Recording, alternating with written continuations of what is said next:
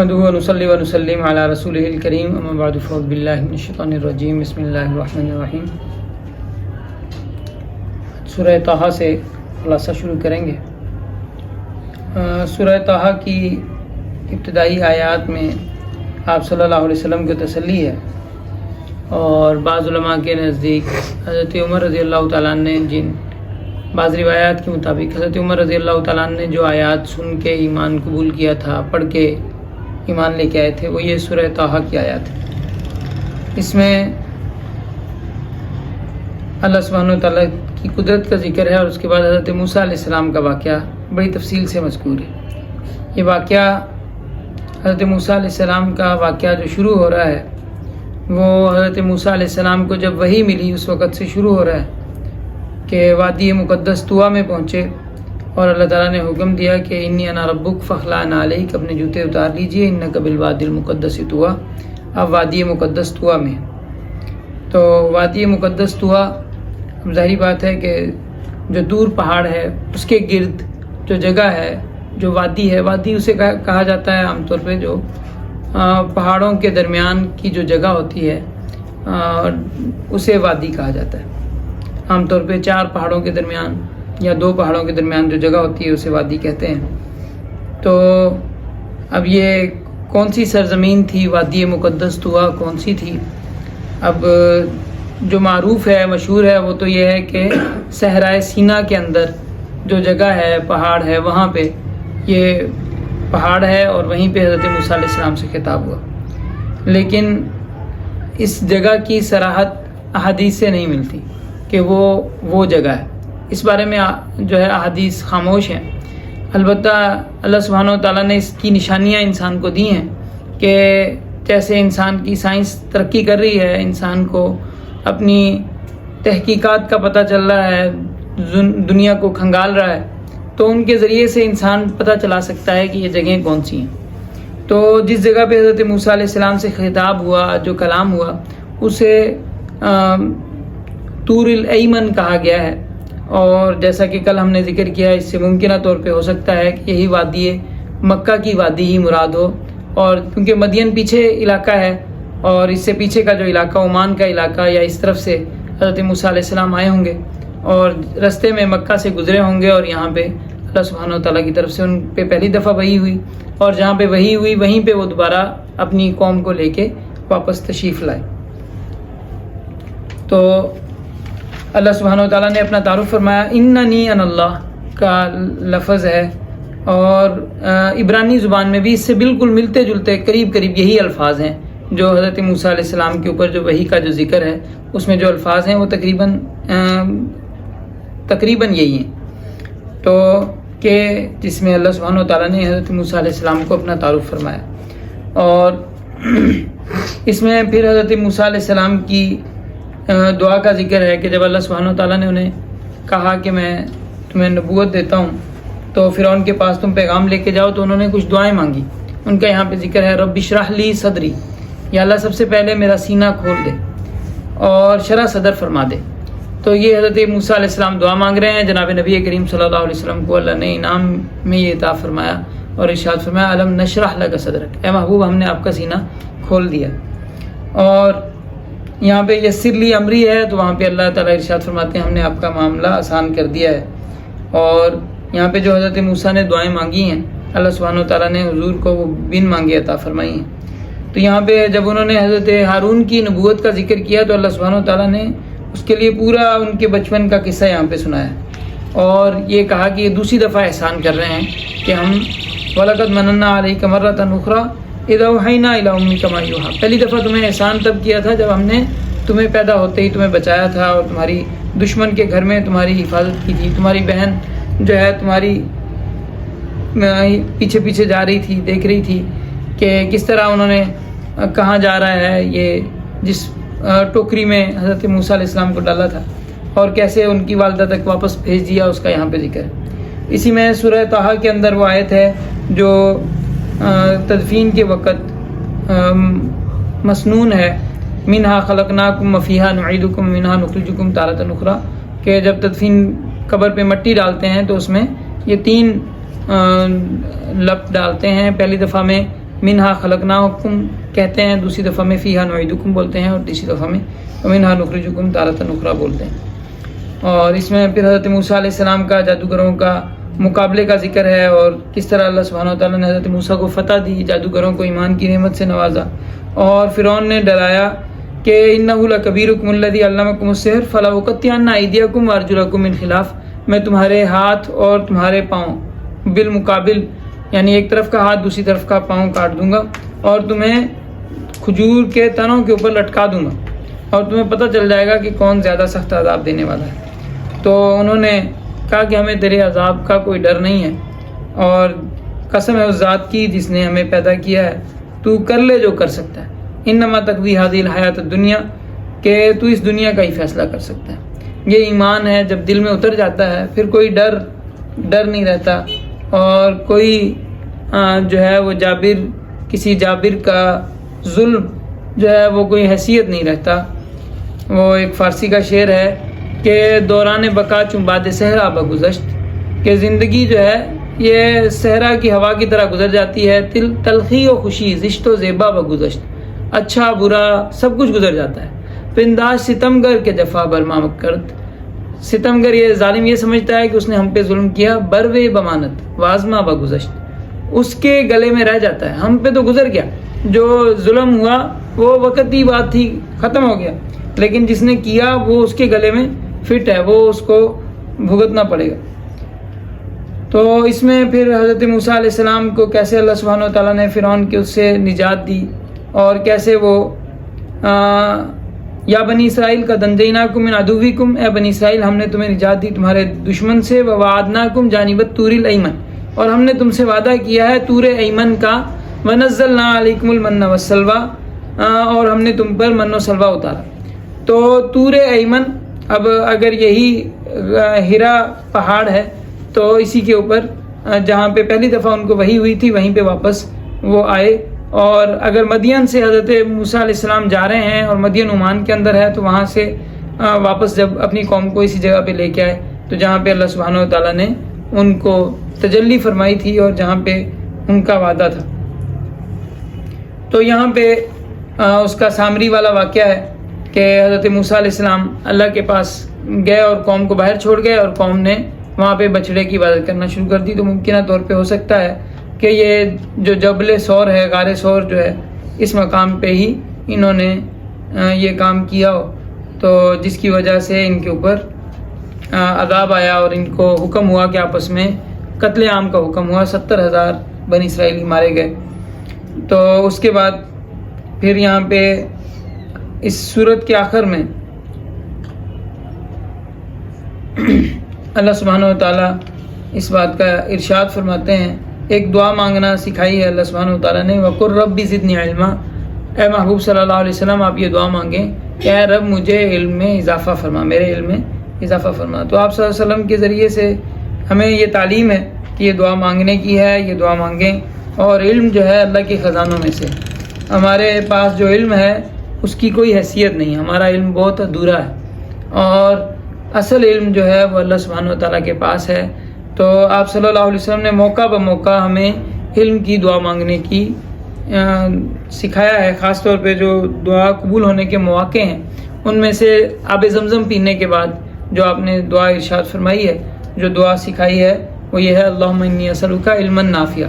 کہ اللہ مجھے علم نافع عطا فرما، رزق واسع عطا فرما، اور ہر بیماری سے شفا عطا فرما۔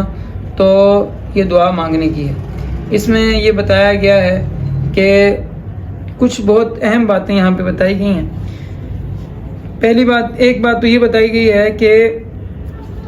من اعرض عن ذکری فإن له معیشۃ ضنکا ونحشرہ یوم القیامۃ اعما،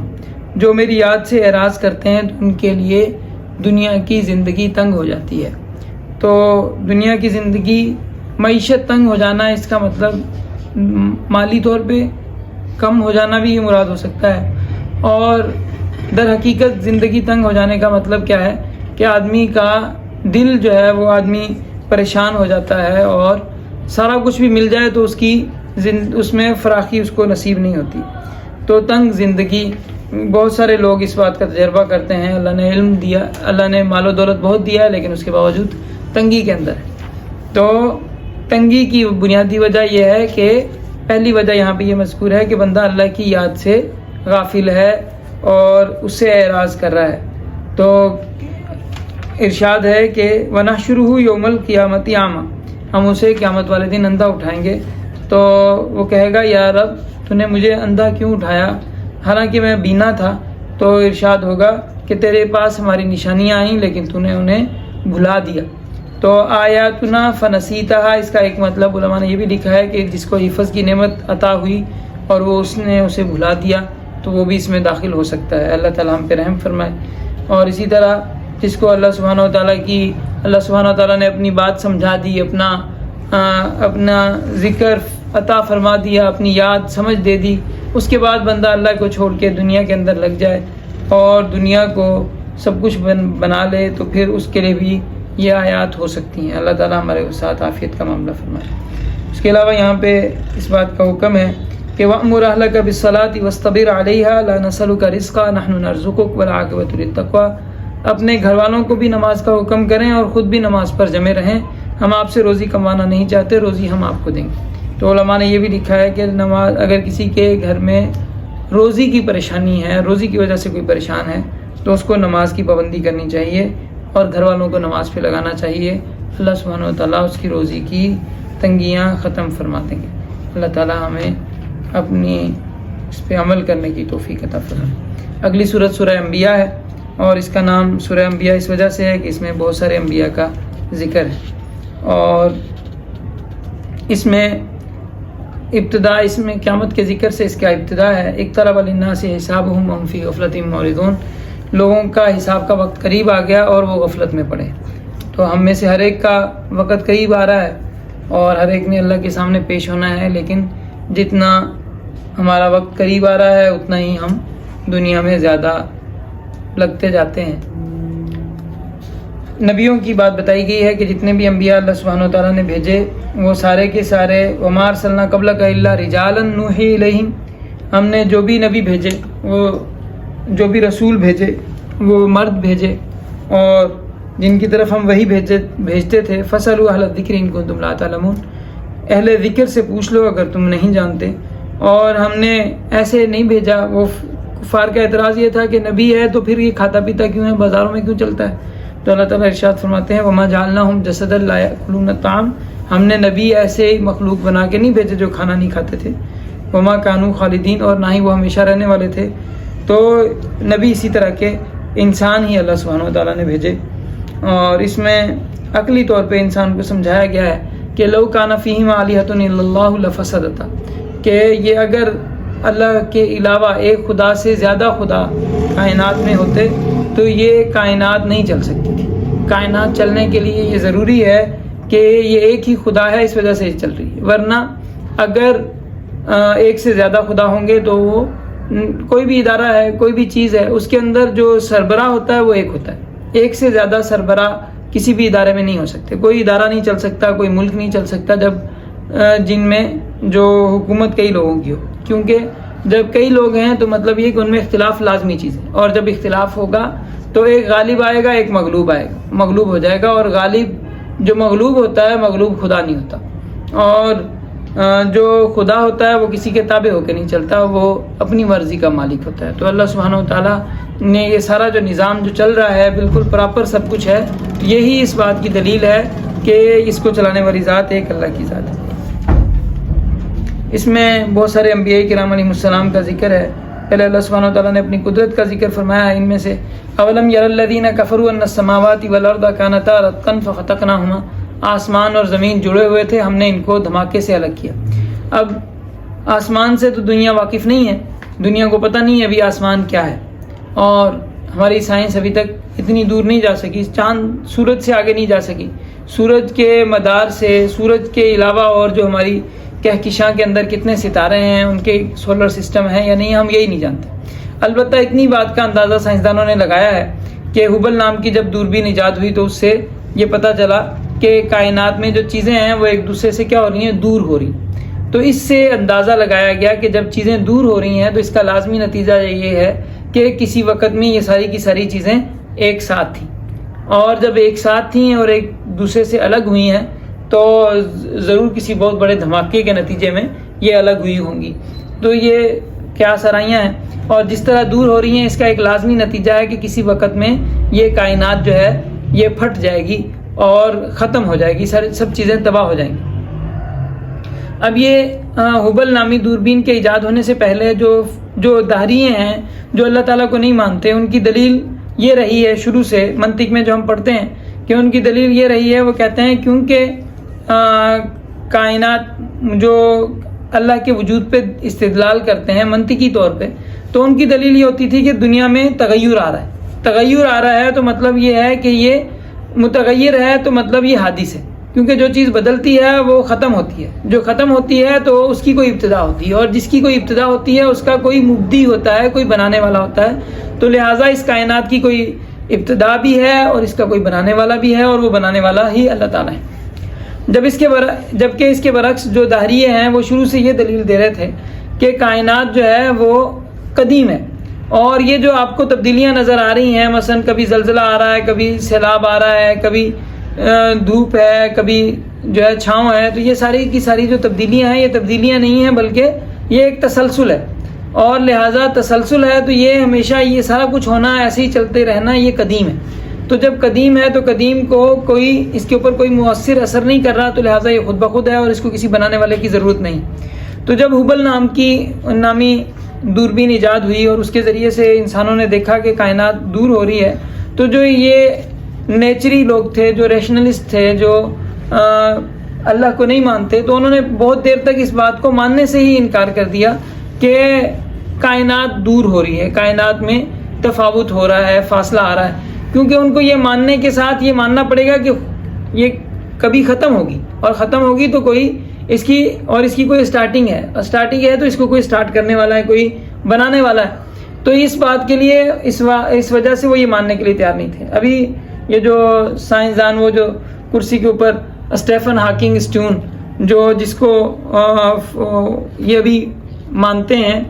اور جس نے ان کو ایک جگاڑ نکال کے دیا ہے کہ کائنات کو ہم یہ مان رہے ہیں کائنات دور ہو رہی ہے، لیکن اس کے باوجود بھی جو ہے ہم یہ نہیں مانتے کہ یہ اس کو کسی بنانے والے کی ضرورت ہے. انہوں نے کہا، اس نے جو ہے اسی فلسفے کو تھوڑا لمبا کر دیا ہے. اس نے کہا ہے کہ یہ اصل میں گویا کہ یہ جو ہم مان لیتے ہیں یہ بات کہ یہ کسی وقت میں کائنات جو ہے ساری کی ساری بہت چھوٹی سی تھی اور پھٹ کے الگ ہو گئی، اور اسی طرح یہ دوبارہ بھی پھٹ جائے گی اور پھٹ کے پھر دوبارہ یہ ہو جائے گی. لیکن یہ بھی ایک تسلسل ہے. یہ اصل میں کیا تھا، یہاں پہ مادے سے پہلے یہاں پہ گیسز تھی، اور گیسز کا آپس میں کلیش ہوا، اور کلیش ہونے سے جو ہے وہ ایک دھماکہ ہوا، اور دھماکہ ہو کے مادہ وجود میں آ گیا. تو جو ہے گیسز کے ذریعے سے گیسوں کے باہمی سے مادہ بن جاتا ہے، اور مادہ دوبارہ گیس میں کنورٹ ہو جاتا ہے. تو لہٰذا یہ بھی ایک فطری چیز ہے، اور یہ بھی ایک تسلسل ہے، لہٰذا یہ بھی کوئی نئی چیز نہیں ہے. لیکن ان کا یہ کہنا بھی اس لیے محل اعتراض ہے کہ مثلا اگر ہم مان لیں، چلیں گیسیں ہیں، گیسوں کا کلیش ہوا، ٹھیک ہے، لیکن کلیش ہونے کے بعد، دھماکہ ہونے کے بعد چیزوں کا ایکوریٹ جگہ پہ آنا جو ہے دھماکے کے ساتھ دھماکہ ہو جانا ممکن ہے، مادہ بن جانا ممکن ہے، لیکن مادے کا اتنا ایکوریسی کے ساتھ لگنا، ہر ایک چیز کا اتنی جو ہے پرفیکٹ جگہ پہ آنا کہ ذرا سا آگے پیچھے ہو جائے تو وہ سارا نظام ہی خراب ہو جائے، تو یہ بات ممکن نہیں ہے. یہ بات آپ کو ماننا پڑے گی کہ کسی نے بنایا ہے تو بنایا، ورنہ خود بخود کبھی بھی دھماکے کے ساتھ ایسا نتیجہ حاصل نہیں ہوتا. تو بہرحال یہ جس نے نہیں ماننا اس کے لیے بحث چلتی رہے گی. البتہ اگر گیسز کا کلیش ہوا، گیسیں تھیں، تو گیسیں بھی کس نے بنائیں؟ گیسیں بھی تو خود بخود تو نہیں آئی نا، وہ بھی کسی نے بنائی ہوں گی. اور وہ سارا کا سارا سسٹم جو ہے جو چل رہا ہے، آپ ایک چھوٹا سا نظام جو ہے وہ اگر چھوڑ دیتے ہیں، ایک وہ ردم کی بات کرتے ہیں کہ مثلا ایکویشن آپ جو ہے اس طرح چھوڑ دیا جاتا ہے، چیزوں کو ایک خاص ان کے ساتھ فریکوینسی کے ساتھ چھوڑا جاتا ہے تو وہ آپس میں کلیش نہیں ہوتا اور وہ چلتی رہتی ہے. تو لیکن وہ ہمیشہ پائیدار نہیں ہے، وہ کبھی نہ کبھی رک جاتی ہے، اس کو جو ہے زیادہ عرصہ تک چلے گی لیکن بہرحال رکے گی. اس کو مینٹین رکھنے کے لیے کوئی جو ہے وہ سسٹینر کی ضرورت ہے جو اس کو وہ کرنے والا ہے. تو یہ اس بات کی دلیل ہے، یہ کائنات کا نظام یہ اس بات کی دلیل ہے، اس کی ہر ذرہ، ہر اکائی اس بات کی دلیل ہے کہ اس کو کوئی بنا رہا ہے، کوئی بنانے والا ہے، کوئی چلانے والا ہے، کوئی سنبھالنے والا ہے، اور کوئی اس کا انتظام کر رہا ہے. تو اس میں حضرت ابراہیم علیہ السلام کا واقعہ ہے جو ہے کہ حضرت ابراہیم علیہ السلام کو کس طرح قوم والوں کے ساتھ ان کا مناظرہ ہوا، اور قوم والوں کو انہوں نے کہا کہ بھئی تم لوگ جاؤ، میں نے ستاروں میں دیکھا ہے تو میں نہیں جا رہا۔ وہ قوم والے باہر عید منانے گئے تو انہوں نے پیچھے سے جو بت خانہ تھا اس کے سارے بت توڑ دیے، بڑے کو چھوڑ دیا، تو انہوں نے جلانے کی کوشش کی۔ اللہ سبحانہ و تعالیٰ نے حضرت ابراہیم علیہ السلام کی حفاظت فرمائی۔ تو وہ پورا واقعہ یہ ان کی جو یہ ستاروں کا یہ اس طرح کا جو حضرت ابراہیم علیہ السلام کا ممکنہ طور پہ جو گاؤں تھا، وہ ہم اس میں کتاب مقدس کے ضمن میں اس کے بارے میں بات کر چکے ہیں کہ ترکی میں 2000 سال قدیم 2200 سال قبل مسیح کا جو ہے وہ مندر دریافت ہوا ہے، جہاں پہ سورج چاند ستاروں کی پرستش کی جاتی تھی۔ ممکنہ طور پہ حضرت ابراہیم علیہ السلام اسی قوم کی طرف بھیجے گئے تھے۔ تو اس کے بعد حضرت ابراہیم علیہ السلام کی جب ہجرت کا ذکر ہے تو اس کے اندر حضرت ابراہیم علیہ السلام ارشاد فرماتے ہیں، یا سابق میں گزر گیا کہ انی ذاہب الی ربی سیہدین، میں اپنے رب کی طرف جا رہا ہوں۔ تو جس سے یہ پتہ چلتا ہے کہ کوئی ایسی جگہ کی طرف حضرت ابراہیم علیہ السلام گئے جو جگہ رب کی طرف منسوب تھی، تو جس کا لازمی نتیجہ یہ ہے کہ حضرت ابراہیم علیہ السلام خانہ کعبہ کی جگہ پہ آئے تھے، اور اس جگہ کی اللہ کی جگہ کے طور پہ اس وقت تعارف موجود ہے۔ بظاہر یہ کہ ایلیم جو علاقہ ہے جو کتاب مقدس کے اندر آیا ہے، وہ ایلام جو ہے وہ بنیادی طور پہ یہ اس علاقے کے لوگوں کا نام ہے، کیونکہ اس کا معنی جو عبرانی کے اندر بنتا ہے طاقتور لوگ یا اللہ کے لوگ بنتا ہے۔ تو بظاہر یہ اس علاقے کا تھا، لیکن کیونکہ انہوں نے اس جگہ سے تحریف کرنے کا، اس جگہ کے مقابلے کے اندر انہوں نے تحریف کرنے کے لیے جو ساری کڑیاں اس کو ایک ہمیشہ سے یہ سعودی عرب کے علاقے کو ایک ویرانے کے طور پہ شو کرتے ہیں میپ کے اوپر، تو اس کے اندر یہ جغرافیائی تحریف کی اور تحریف کر کے ایلم کا علاقہ ایران کے علاقے کو قرار دے دیا کہ ایلیم یہاں پہ تھا۔ حالانکہ اس وقت میں جو ملتے ہیں ان سے یہ پتہ چلتا ہے کہ ایران کا جو علاقہ ہے اس وقت میسوپوٹامیہ کا حصہ تھا، اور حالانکہ دوسری طرف وہ جو میسوپوٹامیہ کا بادشاہ ہے وہ بتا رہا ہے کہ اس کے اوپر ایلیم کی لوگوں نے حملہ کیا ہے۔ تو اب وہ جو اس کی مملکت کا حصہ ہے بظاہر انہوں نے اس کے اوپر حملہ نہیں کیا، وہ ملک کوئی اور ہے، اور وہ کوئی ایسے لوگ ہیں جو باقاعدہ جو ہے اللہ کی طرف منسوب ہیں۔ اور اس کے علاوہ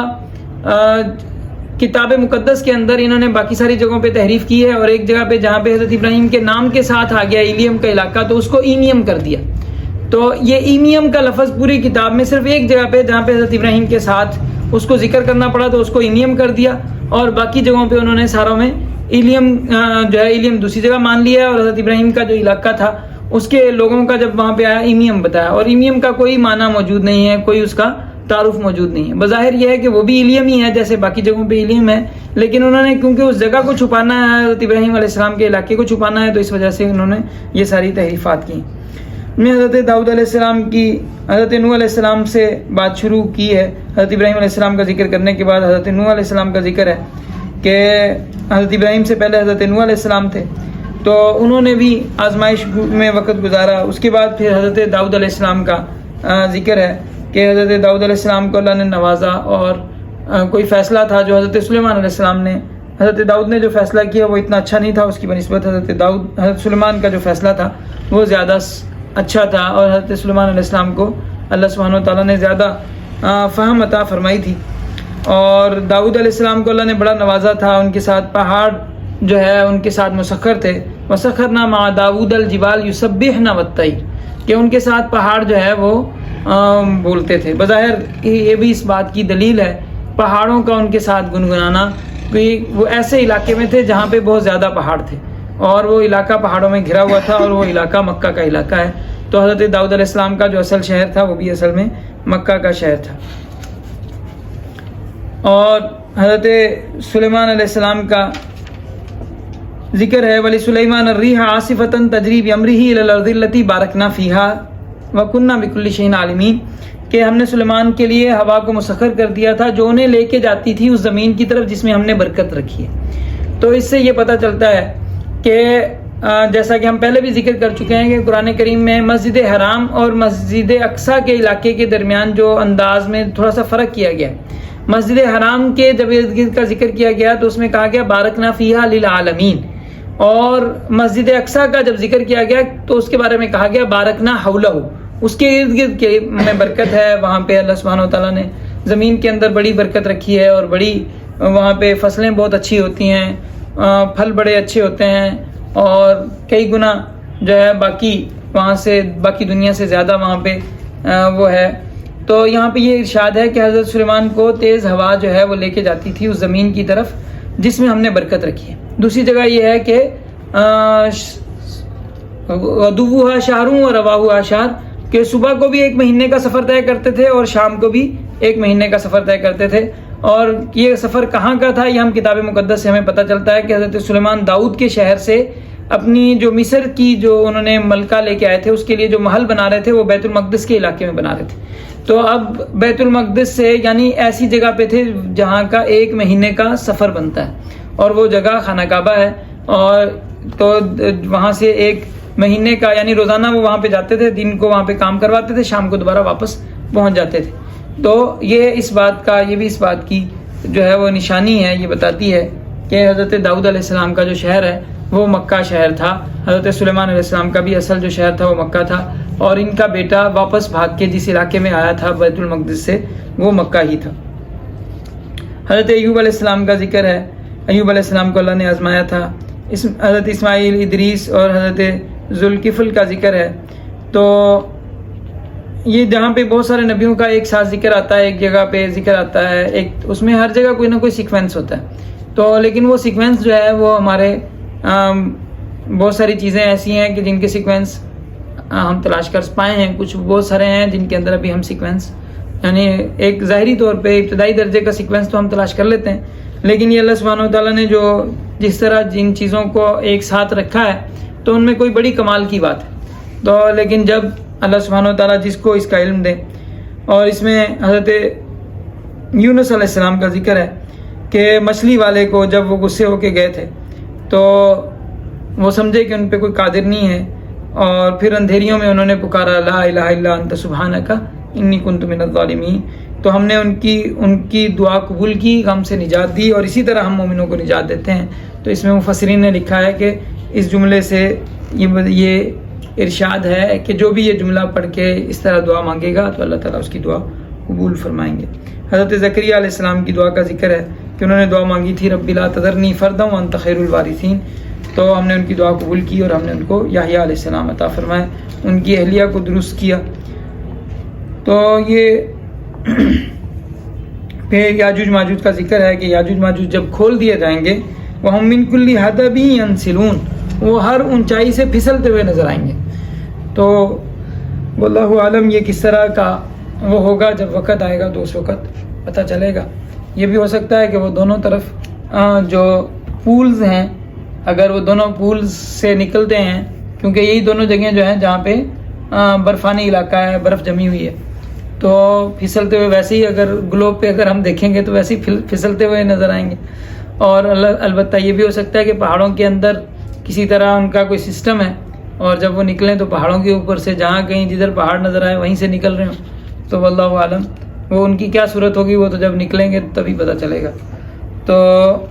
اس میں آپ صلی اللہ علیہ وسلم کی شان مبارک مذکور ہے کہ وما ارسلناک الا رحمۃ للعالمین, ہم نے آپ کو جہانوں کے لیے رحمت بنا کے بھیجا ہے. یہ آپ کی رحمت ہے. آپ نے انسانوں کو جینا سکھایا, آپ نے جانوروں کے حقوق بتائے, آپ نے غلاموں کے حقوق بتائے, آپ نے عورتوں کے حقوق بتائے. آج دنیا جو ہے وہ آپ صلی اللہ علیہ وسلم کے کریڈٹ کو چھپانے کے لیے انہوں نے ایک اپنی طرف سے ایک حقوق کا چارٹر بنا دیا کہ ہم نے جو ہے حضور سے زیادہ حقوق ہم نے دیے, ہم زیادہ رحمت رحیم ہم ہو گئے. حالانکہ ان کے جو حقوق جو انہوں نے دیے ہیں تو وہ حقوق خود بخود جو ہے دنیا کو خود تجربہ ہو جائے گا, دنیا کو خود پتہ چل جائے گا کہ یہ رحمت ہے یا زحمت ہے. آپ صلی اللہ علیہ وسلم کی رحمت تو رحمت ہے, وہ دنیا نے دیکھی اور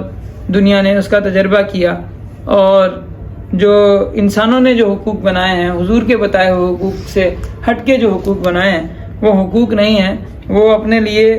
مشکلات کی جو ہے وہ پیدا کی ہیں۔ تو بہرحال ہمارے لیے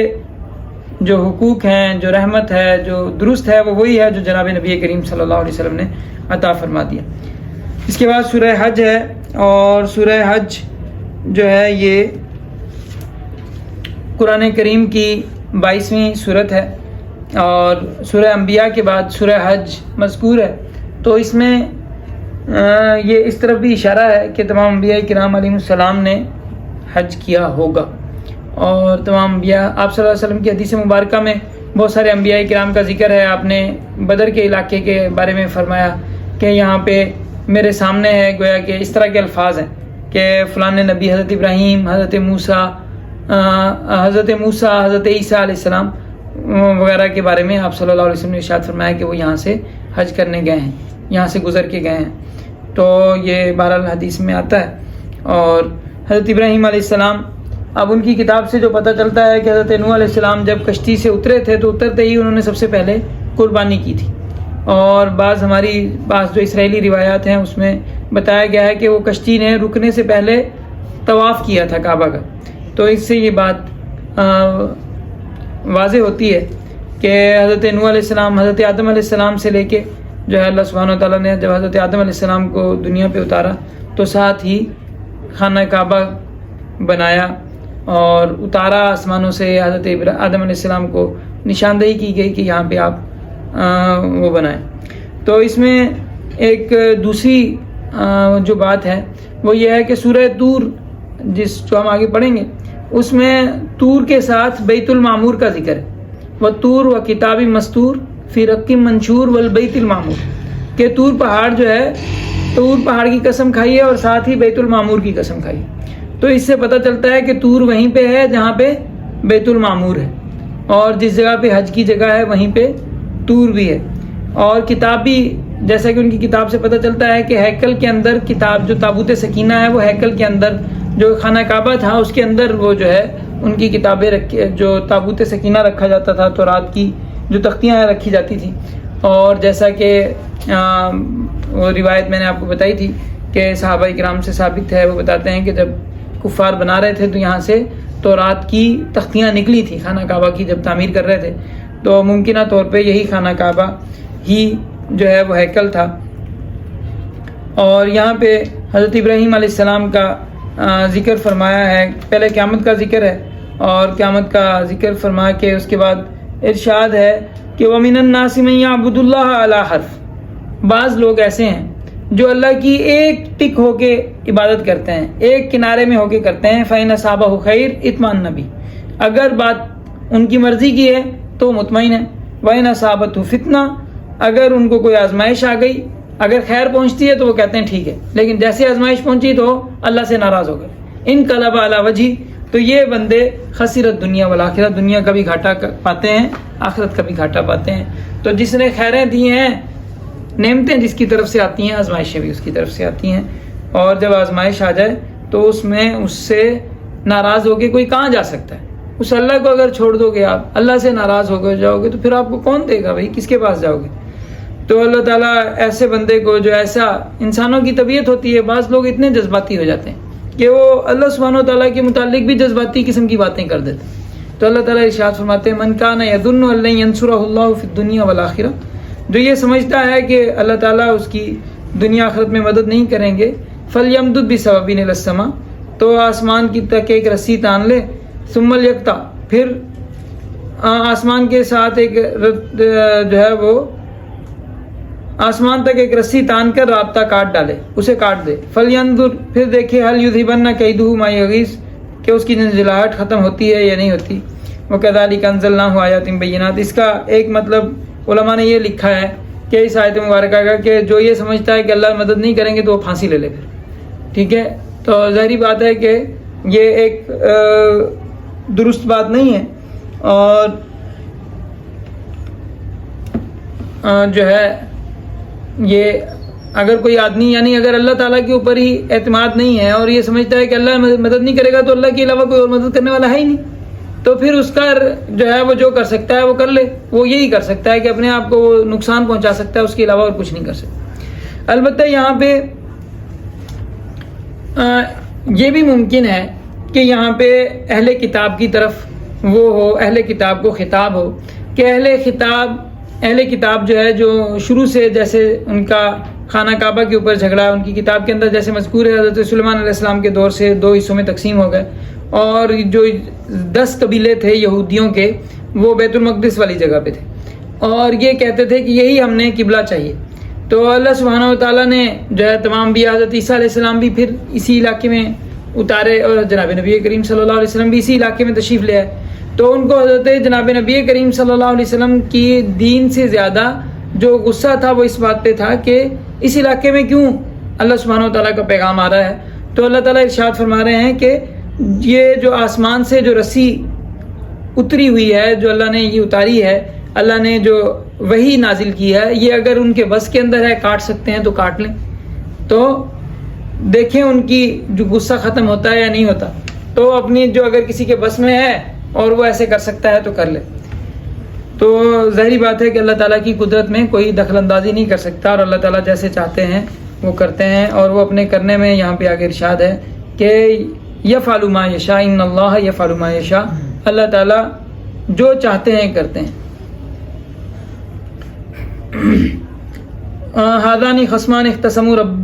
فی ربہم، یہ 2 گروہ ہیں جو اپنے رب کے بارے میں جھگڑ رہے ہیں. فالذین کفروا، تو جو لوگ انکار کرنے والے ہیں، قطعت لہم ثیاب من نار، ان کے لیے آگ کے کپڑے کاٹے جائیں گے. یصب من فوق رؤوسہم الحمیم، ان کے سروں پر کھولتا ہوا پانی ڈالا جائے گا. یصہر بہ ما فی بطونہم والجلود، ان کے جو پیٹوں میں ہے وہ سارا کچھ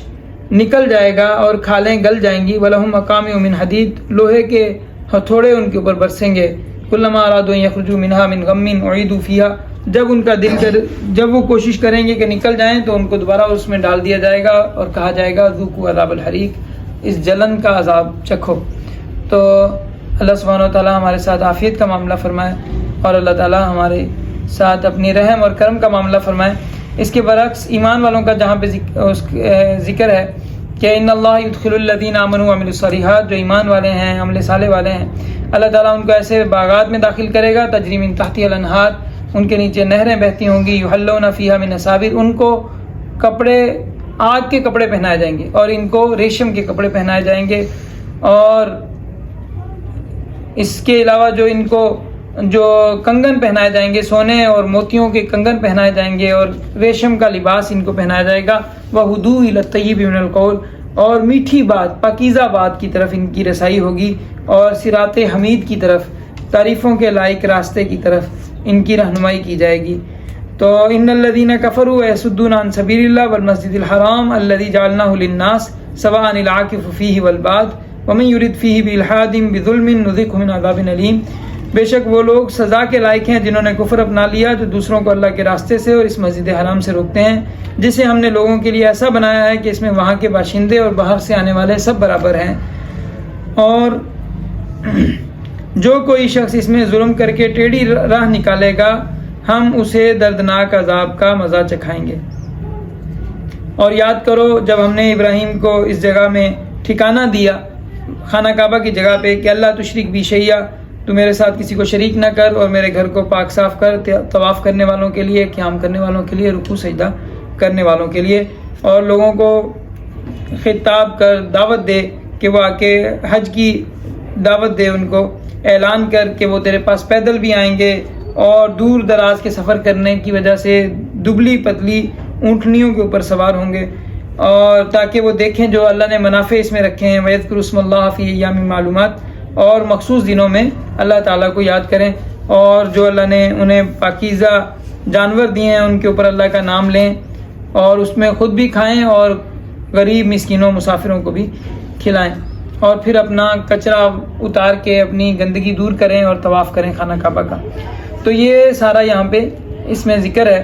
اور یہ حضرت ابراہیم علیہ السلام کا اس بات کو بار بار ذکر کیا گیا ہے، اس کو بڑی تفصیل کے ساتھ یہاں پہ ذکر کیا ہے. قربانی کا ذکر کیا ہے. وَلِكُلِّ أُمَّةٍ جَعَلْنَا مَنْسَكًا، ہر امت کے لیے ہم نے قربانی بنائی. لِيَذْكُرُوا اسْمَ اللَّهِ عَلَىٰ مَا رَزَقَهُمْ، تاکہ وہ اس کے اوپر اللہ کا نام لیں جو اللہ نے ان کو جانور دیے ہیں. تو تمہارا خدا وہ اکیلا خدا ہے. تو سب کے لیے اللہ نے قربانی مقرر کی، تو بظاہر یہ ہے کہ اللہ سبحانہ و تعالیٰ نے تمام امتوں کے اوپر جو قربانی ہے وہ اسی جگہ کے اوپر مقرر کی تھی، اور یہیں پہ ساروں نے حضرت نوح علیہ السلام نے جو قربانیاں کیں، جو نذرانے چڑھائے، تو وہ اسی جگہ پہ کیے۔ حضرت ابراہیم علیہ السلام تشریف لائے، انہوں نے آ کے قربانی چڑھائی تو اسی جگہ پہ کی۔ حضرت موسیٰ سفر کر کے آئے، حضرت شعیب ملنے کے لیے آئے اور آ کے اس جگہ پہ قربانیاں دیں تو وہ اسی جگہ پہ تشریف لائے اور اسی جگہ پہ قربانی کی۔ اور ایک سوال ہوتا ہے کہ آیا اگر حج تمام امتوں کے اندر ہے تو باقی امتیں حج کیوں نہیں کرتی؟ تو حج کے جو باقیات ہیں، جو آثار ہیں، وہ تمام امتوں کے اندر آج بھی موجود ہے۔ ہندو مذہب کے اندر یہ علم کو جانے کا باقاعدہ اس کا تذکرہ ملتا ہے کہ رام اور سیتا بنواس لینے علم گئے تھے، اور علم میں جا کے انہوں نے جو ہے وہ اللہ کی عبادت کے لیے گئے تھے۔ اور اسی طرح اور بھی بہت سارے ہندو مذہب میں ملتا ہے۔ یہودیت میں آج بھی یہ ٹینٹ عید ہے، ٹینٹ فیسٹیول کہتے ہیں، اور اسے عید المظلات کہتے ہیں، کہ جس میں خیموں کی عید، اور اس میں وہ 6 دن کے لیے انہوں نے خیمے لگاتے ہیں، اور خیمے لگا کے وہ خیمے کی شرط یہ ہے اتنا پتلا ہو کہ اس میں ستارے نظر آئیں، اور اس کے اندر وہ 7 دن، کیونکہ وہ ہیکل اس کو خانہ کعبہ کو نہیں مانتے اور انہوں نے ہیکل کی ہی تحریف کی ہے، تو انہوں نے وہ دوسری جگہ پہ وہاں پہ وہ جو بیت المقدس کے سامنے والے علاقے کے اندر وہ یہ ٹینٹ لگاتے ہیں۔ اس میں جو کیونکہ چاند کی تاریخیں ان کے یہاں بھی اصل تھیں، اور اصل جو حج کا دن تھا وہ 10 تاریخ ہی تھا ان کی کتاب میں، تو انہوں نے 10 تاریخ کو اس میں کیونکہ اپنی جگہ سے اپنی مرضی سے تحریف کر لی، تو اس 10 تاریخ کو اب وہ یوم غفران مناتے ہیں، اور اس میں یہ سارا سال اس کو جو ربی جو ہوتا ہے اس کو اس دن کے لیے تیار کرتے ہیں، اور 10 دن خصوصی طور پہ اس کو ہر وقت اس کو سنبھال کے رکھتے ہیں، اس کا ایک نائب مقرر کرتے ہیں کہ اس دن جو ہے ہم نے صحیح طرح توبہ کرنی ہے، اور 10 تاریخ کو یہ پھر اس میں بڑے شور مچاتے ہوئے روتے ہیں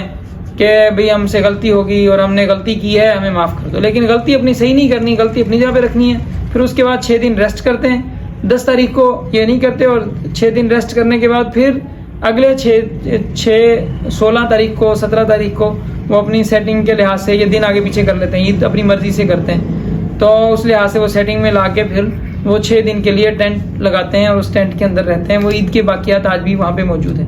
عیسائیت کے اندر بھی یقیناً یہ اصل مذہب میں موجود تھی، لیکن جو موجودہ ہمارے پاس جو عیسائیت موجود ہے، ایک تو بنیادی طور پہ ان کی فقہ وہی ہے جو کہ کتاب مقدس کی فقہ ہے، پہلی اس کو مانتے ہیں، اس کے اندر عید المظلات کا حکم ہے، تو مطلب عیسائیوں کے لیے بھی یہ حکم موجود ہے۔ دوسرے نمبر پہ جو اصل باقاعدہ طور پہ اس پہ عمل کرنے والا جو فرقہ تھا وہ آرینز کا تھا، جس کو ایگنوسٹک یہ کہتے ہیں، گنوسٹک کرسچنز کہتے ہیں، تو اور ان کو انہوں نے عیسائیت سے نکال دیا تھا۔ تو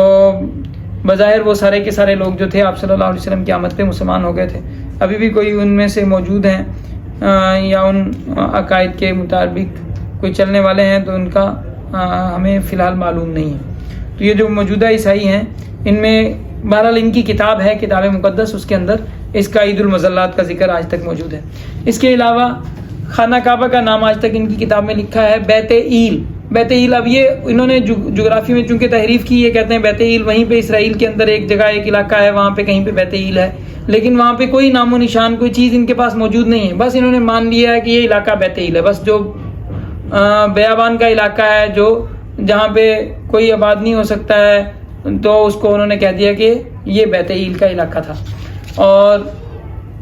اسی طرح جو ان کے ہاں ایک کنواں ہے بیر سبو جسے کہتے ہیں، جس کا مطلب ہے 7 چکروں کے اوپر نکلنے والا کنواں، یہ ان کی کتاب کے اندر ہے۔ یہ کہتے ہیں کہ اصل میں یہاں پہ انہوں نے اس کی جو توجیہ ہے وہ تبدیل کر دی ہے، کہ وہ جو ہے حضرت ابراہیم نے 7 بھیڑ دیے تھے، اس وجہ سے اس کا نام 7 کا کنواں ہے۔ اب 7 کا کنواں کون سا ہے؟ وہ وہی کنواں ہے جو حضرت اسماعیل علیہ السلام کے لیے جو کنواں اللہ نے نکالا تھا، 7 چکر لگائے تھے اس پہ وہ کنواں نکلا تھا، تو بیر سبو آج تک ان کی کتاب میں لکھا ہوا ہے 7 کا کنواں۔ اب وہ 7 کا کنواں جو ہے بھیڑ دی تھی اور بھیڑ کو گواہ بنایا تھا۔ اب یہ کوئی لاجیکل بات تھوڑی ہے کہ بھیڑ کو گواہ بنایا ہوگا تو اس کے اوپر جو ہے وہ اس وجہ سے یہ کنواں بیر سبو کہلایا ہے۔ لاجیکل بات یہ ہے کہ حضرت حاجرہ جو ہے انہوں نے وہاں پہ چکر لگائے تھے، اور چکر لگانے پہ وہ اللہ نے وہ کنواں نکال دیا تھا، تو بیر سبو کا ذکر ابھی تک ان کی کتاب میں موجود ہے۔ بیت ایل کا موجود ہے، اسی طرح مقام مشرق کے علاقے میں خانہ کعبہ سے مشرق کی طرف قربانی کرنے کا ذکر ہے. یہ ساری باتیں ان کی کتاب میں آج تک موجود ہے. تو اللہ سبحانہ و تعالیٰ یہاں پہ ارشاد فرماتے ہیں فَإِنَّهَا لَا تَعْمَى الْأَبْصَارُ وَلَكِنْ أَفَلَمْ يَسِيرُوا فِي الْأَرْضِ, کیا یہ زمین میں چلتے پھرتے نہیں, فَتَكُونَ لَهُمْ قُلُوبٌ يَعْقِلُونَ بِهَا, کہ ان کے ایسے دل ہوتے جن سے یہ سمجھتے, آذان يَسْمَعُونَ بِهَا, کان ہوتے جس سے یہ سنتے, فَإِنَّهَا لَا تَعْمَى الْأَبْصَارُ, آنکھیں اندھی نہیں ہوتی, وَلَكِنْ تَعْمَى الْقُلُوبُ الَّتِي فِي الصُّدُورِ, در حقیقت وہ دل اندھے ہوتے ہیں جو سینوں کے اندر ہیں. تو یہاں پہ اس کا ذکر ہے. اور اس کے بعد وَمَا أَرْسَلْنَا مِن قَبْلِكَ مِن رَّسُولٍ وَلَا نَبِيٍّ إِلَّا إِذَا تَمَنَّىٰ أَلْقَى الشَّيْطَانُ فِي أُمْنِيَّتِهِ, تو ہم نے جو بھی رسول بھیجے تو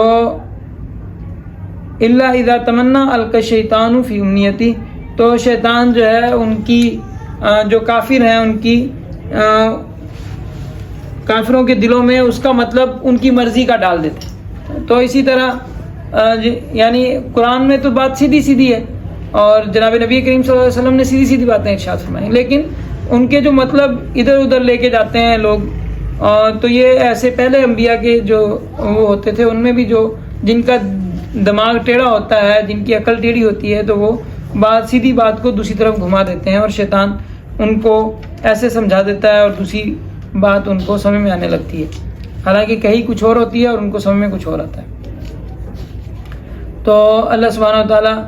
نے یہاں پہ ایک مثال دی ہے, یا ایھا الناس ضرب مثل فاستمعوا له ان الذين تدعون من دون الله لن يخلقوا ذبابا ولو اجتمعوا له, کہ یہ سارے کے سارے اگر جمع ہو جائیں تو ایک مکھی نہیں بنا سکتے, اور اگر مکھی بنانا تو دور کی بات ہے, اگر مکھی ان سے کچھ چھین جائے تو یہ اس مکھی سے مکھی کا چھینا ہوا کھانا واپس نہیں لے سکتے. تو یہ قرآن کریم میں مثال دی, اور آج کی سائنس نے اس بات میں کوشش کی کہ جو مکھی کھانا لیتی ہے وہ ہم کیوں نہیں لے سکتے. تو پتہ چلا کہ وہ اس طرح کا ایسڈ اس کے تھوک میں ہوتا ہے کہ وہ جیسے ہی ڈالتی ہے تو وہ فوراً جو کھانا ہے وہ ایک اس ایسی شکل میں تبدیل ہو جاتا ہے کہ اسے دوبارہ اصلی حالت میں دوبارہ اس میں لانا ممکن نہیں رہتا. تو یہ قرآن کا معجزہ ہے کہ آج تک جو بات فرمائی گئی وہ آج بھی ان جو اتنی سائنس کو وہ مانتے ہیں کہ سائنس وہاں پہنچ گئی, تو سائنس ابھی تک مکھی کے منہ سے مکھی کا لیا ہوا کھانا واپس نہیں لے سکتی. تو اسی مثال کے بارے میں پہلے پارے میں بتایا گیا کہ کافروں نے اس میں مثال کے اوپر بڑا اعتراض کیا. ان کے ہاں یہ تھا کہ بندہ جو ہے نا, جیسے ہمارے ہاں بھی یہی ہے کہ یہ سمجھتے ہیں لوگ کہ جس کے پاس زیادہ مالدار ہے وہ کیا ہے, بڑا آدمی. جس کے پاس مال نہیں ہے تو مطلب یہ کیا ہے, یہ چھوٹا آدمی. مال زیادہ تو بندہ بڑا, اور مال چھوٹا تو آدمی چھوٹا. تو لہٰذا بڑا آدمی ہے تو وہ اپنے آپ کو بڑا بتانے کے لیے کیا کرتا ہے, بڑی بڑی مثالیں کرے گا. کہ بھائی سوتا, اب مثال بات سمجھانی ہے آپ کو, ایک مسئلہ سمجھانا ہے, تو اب مثال ہم 2 کر کے بھی مثال سمجھا سکتے ہیں کہ بھئی 2 اس کے پاس ہیں, 2 اس کے پاس ہیں, 4 ہو گئے. اب لیکن یہ کہ اب وہ جو بندہ ہے نا جس نے دکھانا ہے میں بڑا ہوں, تو وہ کیا بولے گا, 2 × 2 نہیں بولے گا, وہ بولے گا مثلا ایک کے پاس 20 لاکھ ہے, دوسرے کے پاس 20 لاکھ ہے, ایک کے پاس 20 ارب ہے, دوسرے کے پاس 20 ارب ہے, 20 ملین ہے, دوسرے کے پاس 20 ملین ہے. تو یعنی بڑی بڑی بات چھوڑے گا, جسے وہ کیا بولتے ہیں کہ دکان بات کروڑوں کی, دکان پکوڑوں کی ہیں. تو یہ اسی طرح کی جو ہے وہ لمبی لمبی چھوڑنا. تو ان کا کفار کو یہ بات, کفار کے یہاں یہ مثال دے بندہ تو اونٹ کی مثال دے, ہاتھی کی مثال دے, کوئی بڑے بڑے جانوروں کی مثال دے, مکھی کی کیا اتنی چھوٹی سی چیز کی مثال دی. تو اللہ سبحانہ و تعالیٰ نے قرآن پاک میں ارشاد فرمایا کہ اللہ تعالیٰ, مکھی تو پھر بھی بڑی چیز ہے, اللہ تعالیٰ مچھر کی مثال یا مچھر سے بھی چھوٹی چیز کی مثال دینے میں شرماتے نہیں ہیں. اس میں شرم کی بات نہیں ہے. بات یہ ہے, شرم کی بات یہ ہے کہ جو مثال آپ دیں وہ مثال پوری نہ ہو. بات جو سمجھا رہے ہیں, جس چیز کی مثال دے رہے ہیں, اب مثال دیں بھائی ہمارے وہاں بھلے جتنا مرضی چھوٹی چیز ہو. اب وہ جناب ایک غریب امیر کے بچے کو بول دیا بھائی غربت میں نوٹ لکھنا ہے, تو اس نے نوٹ لکھا کہ بھائی وہ بیچارے غریب اتنے غریب ہوتے ہیں کہ ان کے پاس صرف مہران گاڑی ہوتی ہے, سمجھ بات کی نہیں, اور صرف جو ہے وہ 200 گز کا پلاٹ ہوتا ہے, سمجھ بات کی نہیں. تو اتنے غریب ہوتے ہیں بیچارے, وہ اپنے بچوں کو جو ہے وہ عام انگلش اسکول میڈیم اسکولوں میں پڑھاتے ہیں اور وغیرہ وغیرہ. تو اب یہ جو آپ اس میں اپنی مالداری تو بتا دی آپ نے کہ جناب میں اتنا بڑا مالدار ہوں, لیکن آپ نے جو بات بتانا چاہ رہے ہیں وہ تو نہیں بتائی نا کہ غربت کیا ہے. ویسے میں اصل چیز یہ ہے کہ مثال ان سے لو کے مطابق ہو. تو اللہ تعالیٰ نے تو اس سے چھوٹی, مچھر سے چھوٹی رائی کے دانے کی بھی مثال دی ہے. اب وہ ملحد صاحب نے کہا کہ اس نے کہا کہ اللہ تعالیٰ خود کہتے ہیں کہ میں جو ہے ہلکی مثالیں دیتا ہوں. تو اللہ سبحانہ و تعالیٰ نے یہ کب ارشاد فرمایا کہ میں ہلکی مثالیں دیتا ہوں؟ اللہ سبحانہ وتعالیٰ نے یہ ارشاد فرمایا ہے کہ اللہ سبحانہ وتعالیٰ چھوٹی مثال دینے میں شرماتے نہیں ہیں، لیکن وہ چھوٹی مثال جو ہے وہ موقع کے مطابق ہے. اگر موقع کی جو چیز ہے موقع کے مطابق بات نہیں ہے تو پھر اس کا کیا فائدہ؟ آپ جتنی مرضی بڑی بات کر رہے ہیں، لیکن اگر جو بات آپ سمجھانا چاہ رہے ہیں کہ چھوٹے سے چھوٹی چیز ہے، رائی کے دانے کے برابر بھی ایمان ہے آپ کا، تو اللہ تعالیٰ جو ہے اسے ضائع نہیں کریں گے. تو اب اس میں آپ ہاتھی کی مثال دیں تو یہ بات جوڑی نہیں بنے گا، سمجھ میں بات کی نہیں. تو اللہ سبحانہ وتعالیٰ نے جو مثال دی ہے وہ ہر مثال بالکل پرفیکٹ دی ہے. تو اس میں سورہ حج کے آخر میں ارشاد ہے کہ ملت ابیکم ابراہیم، یہ تمہارے ابا ابراہیم کا دین ہے، انہوں نے تمہارا نام مسلمان رکھا ہے. ان سے پہلے بھی اور پہلے بھی من قبل و فی ھذا، یہ نام پہلے بھی تھا اور بعد میں اس میں بھی آپ کا نام یہی رکھا گیا، اسلام رکھا گیا. تو اس سے یہ پتہ چلتا ہے کہ جو یہودی اور نصرانی کا جو نام ہے یہ خود ان لوگوں نے رکھا تھا، ان کے انبیاء نے انہیں یہ نام نہیں سکھایا تھا. انہوں نے جو نام جو ہے وہ یہی اسلام کا نام ہی سکھایا تھا، اللہ کے سامنے جو ہے فرمان برداری کا نام ہی سکھایا تھا. ابتدا سورہ مومنون سے ہے، تو اس میں مومنین کے اوصاف بتائے گئے ہیں. قد افلح المؤمنون، مومن کامیاب ہیں، نجات پانے والے ہیں. کہ ان کی صفات یہ ہیں، پہلی صفت یہ ہے کہ ان کی نماز میں خشوع ہوتا ہے. خشوع کا مطلب جو ہے اس میں خشیت بھی اس میں داخل ہے اور اس میں دھیان توجہ بھی داخل ہے، اور اس کا لفظی معنی ہے دل جھکا ہوا ہونا، دل کا جھک جانا اللہ تعالیٰ کے سامنے،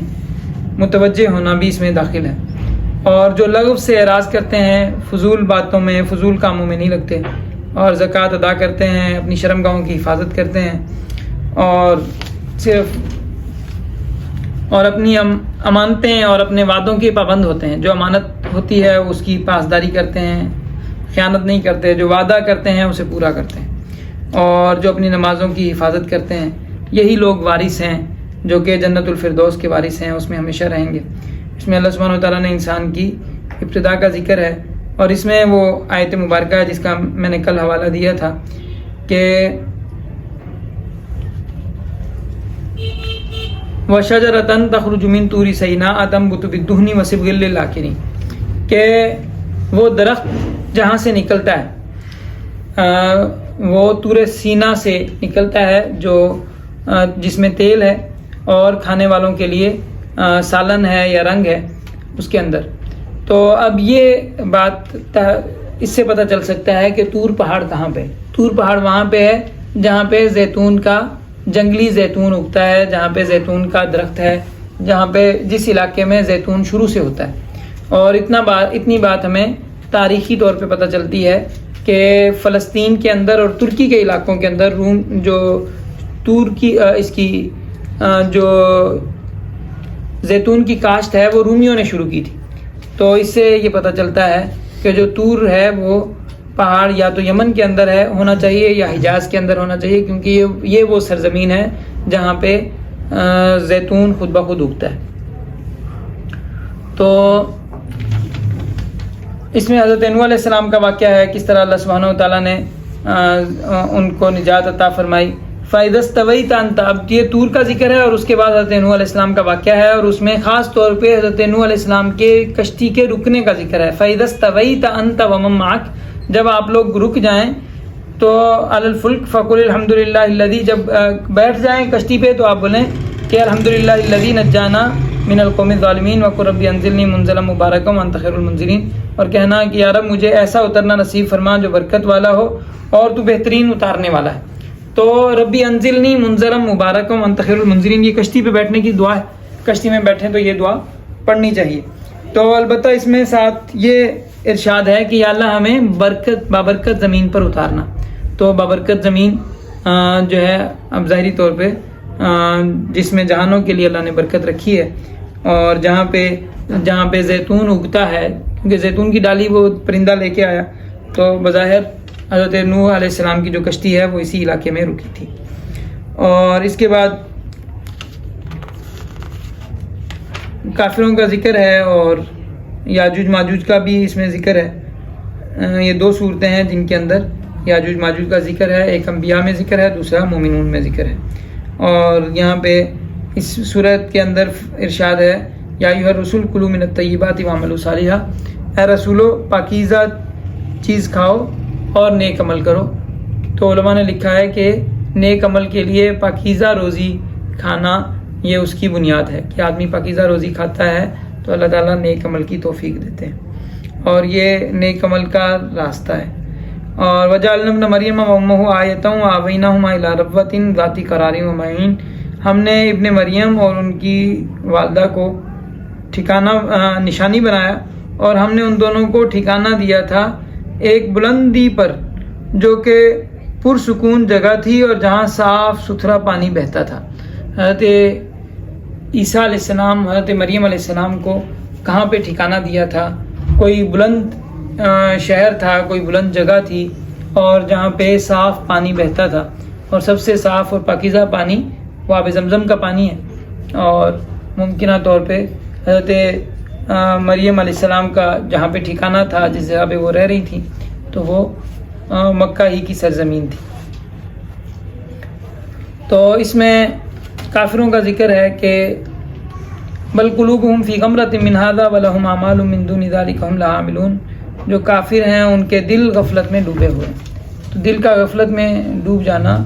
یہ بڑی پریشانی کی بات ہے۔ اللہ تعالیٰ ہماری حفاظت فرمائے۔ قد کانت آیاتی تتلی علیکم فکنتم علی اعقابکم تنکسون، تم پر میری آیتیں پڑھی جاتی تھیں لیکن تم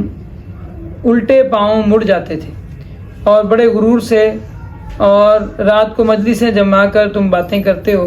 افلم یدبروا القول، کیا تم بات میں غور و فکر نہیں کرتے؟ ہم جاءہم ما لم یأتی آباؤہم الاولین، یا ان کے پاس کوئی ایسی بات آ گئی ہے جو ان کے آباء و اجداد کے پاس نہیں آئی تھی۔ تو اس سے یہ پتہ چلتا ہے کہ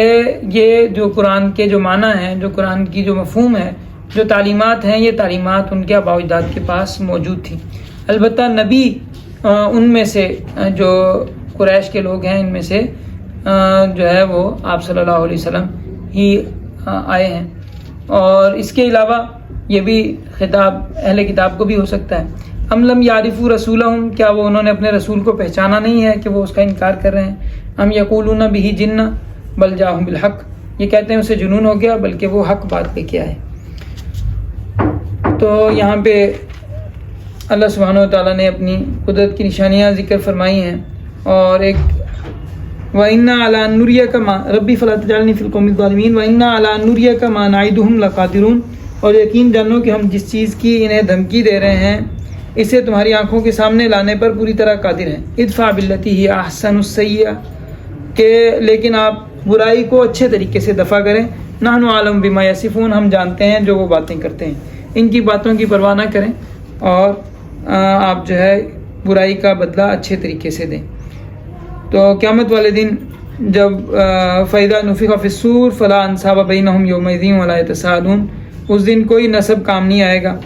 اور نہ ہی ان سے رشتے ناطے پوچھے جائیں گے۔ تو جس کے اعمال نامہ بھاری ہوگا تو وہ کامیاب ہوں گے، اور جن کے اعمال نامے ہلکے ہوں گے تو وہ جہنم میں جائیں گے، اور ان کے چہرے آگ میں جھلسیں گے، اور صورتیں ان کی بگڑ جائیں گی، اور ان کو کہا جائے گا کہ کیا تمہارے پاس آیتیں نہیں آتی تھی، تم نے اس کا انکار کر دیا۔ تو آخر میں اللہ سبحانہ و تعالیٰ ارشاد فرماتے ہیں افحسبتم انما خلقناکم عبثا وانکم الینا لا ترجعون، اے انسانوں کیا تم یہ سمجھ بیٹھے ہو کہ ہم نے تمہیں فضول پیدا کیا، تمہیں ہمارے پاس لوٹ کے نہیں جانا؟ فتعالی اللہ الملک الحق، اللہ تعالیٰ پاک ہیں، کوئی بے فائدہ کام نہیں کرتے۔ اس کے بعد سورہ نور ہے۔ سورہ نور کا نام، اس میں ایک تو اللہ سبحانہ و تعالیٰ نے مثال عطا فرمائی ہے، نور کا ذکر ہے۔ اللہ نور السماوات والارض، آسمان و زمین کی روشنی اللہ تعالیٰ سے ہے، اور اللہ سبحانہ و تعالیٰ ہی نے سارے آسمان و زمین کو سنبھال رکھا ہے، تو اس حساب سے اس وجہ سے سورت کا نام سورہ نور ہے۔ اس میں احکامات ہیں معاشرے کی صفائی کے، معاشرے کی درستگی کے احکام ہیں۔ ان میں سب سے پہلا حکم زنا کرنے والوں کے لیے ہے کہ انہیں جو زنا کرنے والے ہیں کنوارے، ان کا ذکر ہے کہ ان کو جو ہے 100 کوڑے لگائے جائیں گے۔ اور اس میں تہمت لگانے والوں کا ذکر ہے کہ جس کے پاس گواہ پورے نہیں ہیں اور وہ بغیر گواہی دے دیتا ہے، کسی کے بارے میں کہہ دیتا ہے کہ اس کو ولد الحرام کہتا ہے، یا کسی کے بارے میں زنا کی تہمت لگاتا ہے اور اس کے پاس گواہ موجود نہیں ہے، تو شرعی طور پہ اس نے اگر دیکھا بھی ہے تو بھی اس کو یہ بات بتانے کی اجازت نہیں ہے جب تک اس کے پاس گواہ موجود نہیں ہے، کیونکہ برائی کے تذکرے سے برائی پھیلتی ہے۔ اور ایسے آدمی کو جس کے پاس شہادت کا عدد پورا نہ ہو تو اسے 80 کوڑے لگائے جاتے ہیں۔ اور اس میں البتہ یہ ہے کہ اگر یہ تمام ان کے لیے قانون ہے عام لوگوں کے لیے، لیکن ایک جو میاں بیوی ہیں ان کا رشتہ ایسا ہوتا ہے کہ اگر وہاں پہ اگر میاں نے کوئی ایسی حالت دیکھ لی یا بیوی نے، تو اس میں اب میاں کے لیے اب وہ اگر ایک ہی بندہ دیکھتا ہے اور اگر وہ گواہی والے اصول کے مطابق دیکھا جائے تو ان کی خاندانی جو ہے یہ بڑی زندگی بہت مشکل ہو جائے گی۔ تو میاں بیوی کی صورت کے اندر ایک اور حکم ہے کہ وہ اس میں لیان کیا جاتا ہے کہ میاں بیوی، میاں کہتا ہے کہ یہ میں قسم کھاتا ہوں اس کو میں نے ایسے کرتے دیکھا ہے، 4 دفعہ وہ قسم کھائے گا، 5ویں دفعہ وہ اپنے اوپر لعنت کرے گا۔ عورت 4 دفعہ جو ہے پہلے اس کا انکار کرے گی اور 5ویں دفعہ اپنے اوپر اللہ کے غضب کی دعا کرے گی کہ اگر یہ سچا ہے تو میرے اوپر اللہ کا غضب ہو جائے۔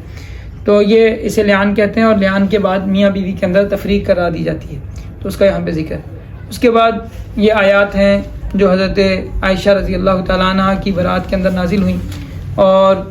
حضرت عائشہ رضی اللہ تعالیٰ عنہ طیبہ، طاہرہ، عفیفہ، اور ان کے بارے میں منافقین نے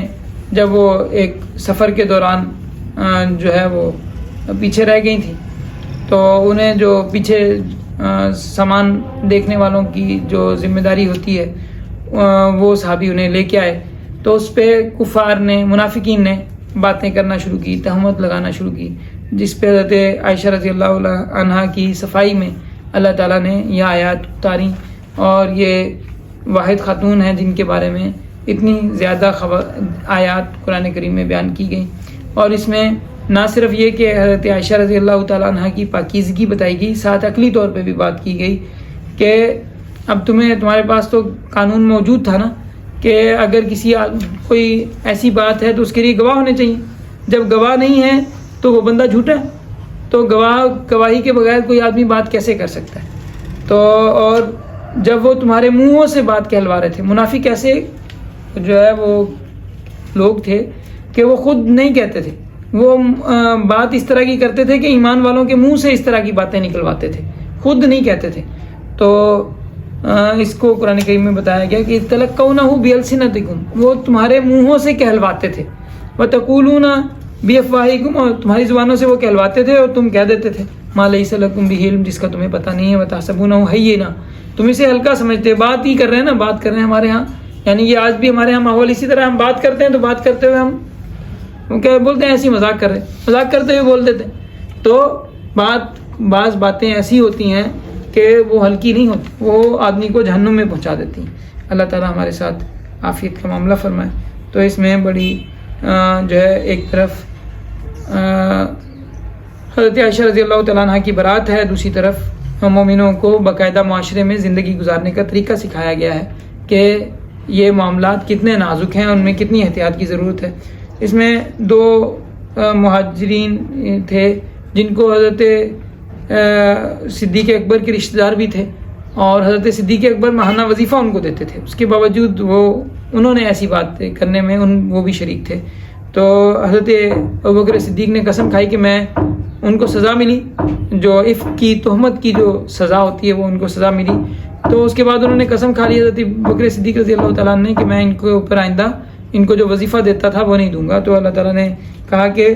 اس نے ان سے جو غلطی ہوئی وہ ان کا مسئلہ ہے، تو آپ کی جو اچھائی ہے، آپ جو اچھا کام کر رہے ہیں اپنے اچھے کام سے باز نہ آئیں اور ان کے ساتھ اچھائی کا معاملہ جاری رکھیں۔ اور پھر اس میں آخر میں پوری تفصیل ذکر کرنے کے بعد اللہ تعالیٰ ارشاد فرماتے ہیں الخبیثات للخبیثین والخبیثون للخبیثات والطیبات للطیبین والطیبون للطیبات اولئک مبرؤون مما یقولون، کہ اللہ سبحانہ و تعالیٰ جوڑ بندہ دیکھ کے بناتے ہیں، کہاں حضور کی گھر کی بات ہے، کہاں حضور کے حرم کی بات ہے،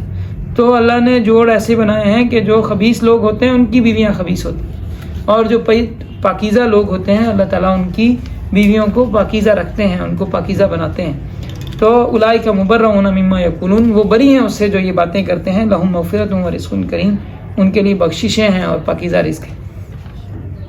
پھر اس کے بعد معاشرت کے احکام اس صورت میں تفصیل سے بتائے گئے ہیں کہ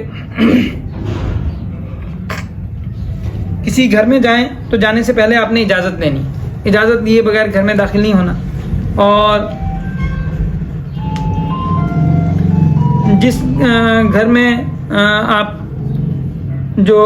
ایسے گھر ہیں کہ جس میں کوئی رہتا نہیں ہے، سامان ہے، اس میں آپ جا سکتے ہیں، اس میں ظاہری بات ہے کوئی اجازت دینے والا نہیں ہے. تو لیکن یہ کہ جانے سے پہلے سلام کرنا، اور جب اور کوئی نہ ہو گھر میں تو اپنے آپ پہ سلام کر کے پھر گھر میں داخل ہونا. اور اسی طرح اس کے ساتھ حکم ہے کہ مومنوں کو کہیں کہ وہ اپنی آنکھیں نیچی کر لیں اور اپنی شرمگاہوں کی حفاظت کریں، اور مومنات کو بھی یہی حکم ہے کہ اپنی آنکھیں نیچی کر لیں اور اپنی شرمگاہوں کی حفاظت کریں. تو یہ گھر میں دروازے کے احکام کے ساتھ اس کا ذکر ہے. تو اس میں اس طرف توجہ ہے کہ عام طور پہ جب آدمی دروازہ کھولتا ہے، بند کرتا ہے، دروازے بجاتا ہے، تو اس وقت بے پردگی ہونے کا امکان ہوتا ہے. تو اس وقت میں خاص طور پہ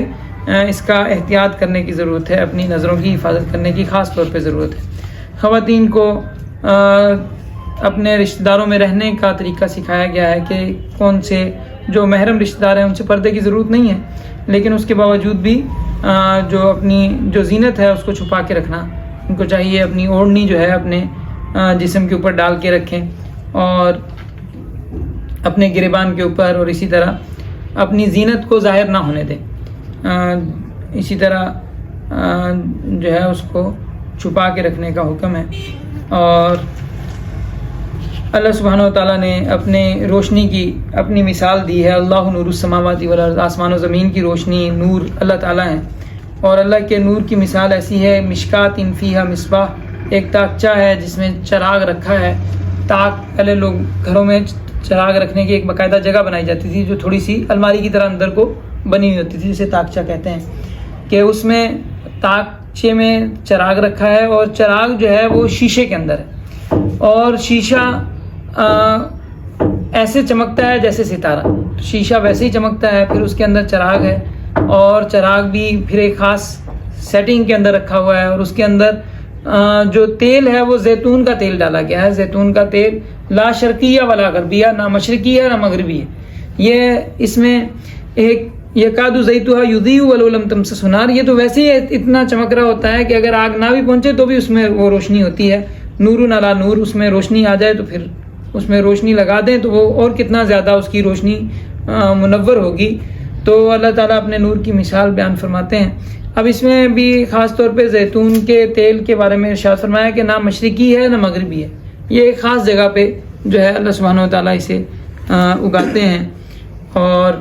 اس میں علماء نے اس کی مثال کو مختلف انداز میں بیان کیا ہے کہ یہ اس کی مثال جو ہے مومن کے سینے کے ساتھ بھی اس کی مثال دی ہے. جناب نبی کریم صلی اللہ علیہ وسلم کے ساتھ بھی اس کی وضاحت کی ہے، اور ان تمام مختلف انداز میں اس مثال کی وضاحت کی گئی ہے. اس کے بعد مسجدوں کا ذکر ہے کہ فی بیوت اذن اللہ ان ترفع ویذکر فیہا اسمہ، جن گھروں کے بارے میں اللہ نے حکم دیا ہے کہ ان کو بلند مقام دیا جائے، ان میں اس کا نام لیا جائے، صبح شام لیا جائے. ایسے لوگ وہاں پہ عبادت کرتے ہیں جن کو تجارت اور بیچنا خریدنا اللہ کی یاد سے، نماز قائم کرنے سے، زکوٰۃ ادا کرنے سے جو ہے مانع نہیں ہوتا. تو یہ سارا کا سارا جو آیات ہیں یہ بہت کچھ بتا رہی ہیں جنہیں انسان سمجھ سکتا ہے. اس میں اللہ سبحانہ و تعالیٰ کی قدرت کا ذکر ہے، اور اس کے علاوہ مومنوں کو بچوں کے احکام بھی ہیں کہ جب بچے بالغ ہو جائیں تو ان کو بھی گھر میں جانے سے پہلے اجازت لینی چاہیے. اور اسی طرح 3 وقت میں خاص طور پہ جو ہے اپنے بچوں کو اجازت لینا سکھایا ہے کہ رات کو سوتے وقت اور دوپہر کو جب سوتے ہیں اس وقت. تو اس میں من قبل صلاۃ الفجر، فجر سے پہلے اگر کسی نے جانا ہے والدین کے کمرے میں، والدین کے پاس جانا ہے، اجازت لے کے جائے. اسی طرح دوپہر میں جو ہے وہ اجازت لے کے جائے، اور عشاء کی نماز کے بعد. تو یہ تینوں وقت تمہارے پردے کے اوقات ہیں، ان میں اپنے گھر کے جو محرم رشتہ دار ہیں ان کو بھی اجازت لینا سکھانی چاہیے، اجازت کے ساتھ ان کو جانا چاہیے. اور بچے جب بڑے ہو جائیں تو ان کو بھی اجازت لینی چاہیے جیسے بڑے لیتے ہیں. تو چھوٹے بچے ہیں جو ناسمجھ ہیں تو وہ ان اوقات میں جا سکتے ہیں، لیکن جب سمجھدار ہو جاتے ہیں بچے تو ان کو جو ہے وہ اجازت لینا سکھانی چاہیے. اس میں ان رشتہ داروں کا ذکر ہے جن رشتہ داروں کے گھر سے آدمی بغیر اجازت کے کھا سکتا ہے. عمومی طور پہ جیسے بھائی ہے، بہن ہے، ماں باپ ہیں تو آدمی کو بھوک ہے ان کے گھروں سے کھا سکتا ہے اور اس کی اجازت دی گئی ہے. تو اسی طرح مشورے کا لینے کا حکم دیا گیا ہے. اور اسی طرح امیر کی جو ہے وہ امیر سے اجازت لے کے جانا. آپ صلی اللہ علیہ وسلم سے اجازت کا حکم ہے کہ آپ صلی اللہ علیہ وسلم سے اگر آپ کہیں جا رہے ہیں آپ صلی اللہ علیہ وسلم کی مجلس سے تو جانے سے پہلے اجازت لیں کہ ہم جا رہے ہیں. تو اس سے ہی علماء نے استدلال کیا ہے کہ امیر سے بھی اسی طرح کسی مجلس میں اگر کوئی سبق ہو رہا ہے وغیرہ تو وہاں سے جا رہے ہیں تو وہاں سے بھی اجازت لے کے جانی چاہیے. تو اس کے بعد سورہ فرقان ہے اور فرقان کا نام فرقان قرآن کریم کا نام بھی فرقان ہے, رمضان کا نام بھی فرقان ہے اور جہاد کا نام بھی فرقان ہے, بدر کا نام فرقان ہے. فرقان کا معنی ہے الفارق بین الحق والباطل. یہاں پہ سورہ فرقان میں قرآن کو فرقان کہا گیا ہے کہ نزل الفرقان علی عبدہ لیکون للعالمین نذیرا. یہ قرآن فرق کر دیتا ہے حق اور باطل میں تمیز کر دیتا ہے, یہ بتا دیتا ہے کیا درست ہے اور کیا غلط ہے. اور اسی طرح اس میں ابتدا میں اس کا ذکر ہے کہ کافر لوگ یہ کہتے ہیں آپ صلی اللہ علیہ وسلم کے بارے میں کس کس طرح کی مثالیں دیتے ہیں کہ بازار میں چلتا ہے اور یہ کھاتا پیتا ہے, یہ نبی کیسے ہو سکتا ہے. تو اللہ نے جتنے پہلے نبی بھیجے وہ سارے بازار میں چلتے تھے, سارے کھاتے پیتے تھے اور یہ کوئی نبوت کے معنی نہیں ہے. اور کافر ایک تھا ولید بن مغیرہ کے بارے میں غالباً ہے کہ اس نے کہا تھا کسی سفر سے آیا تو یہ کافروں کی کوئی مجلس چل رہی تھی, اس میں اس نے جا کے کہا کہ میں نے جو ہے لوگوں نے کہا کہ محمد جو ہے نا جادو کر رہا ہے, یہ بڑا جادوگر قسم کا بندہ ہے, پتہ نہیں چل رہا ہے اس کا کلام شعر ہے جادو ہے. لوگ جو اس کے اس میں چلتے ہیں پڑھتے ہیں تو وہ اس کے جادو میں آ جاتے ہیں. تو ولید بن مغیرہ نے کہا میں بڑا سفارتی آداب سے واقف ہوں اور میں بڑی سفارتیں کرتا ہوں, بڑے بڑے بادشاہوں کی درباروں میں جاتا ہوں, میں سمجھتا ہوں شعر کا اور نثر کا فرق سمجھتا ہوں, جادو غیر جادو میں فرق مجھے پتہ ہے. تو میں جاتا ہوں جا کے میں محمد کے ساتھ کوئی ڈیل کر کے آتا ہوں تاکہ ہماری سیٹنگ ہو جائے, یہ جو جھگڑے ہو رہے ہیں گھروں میں یہ جھگڑے ختم ہو جائیں. تو وہ گیا اور جا کے اس نے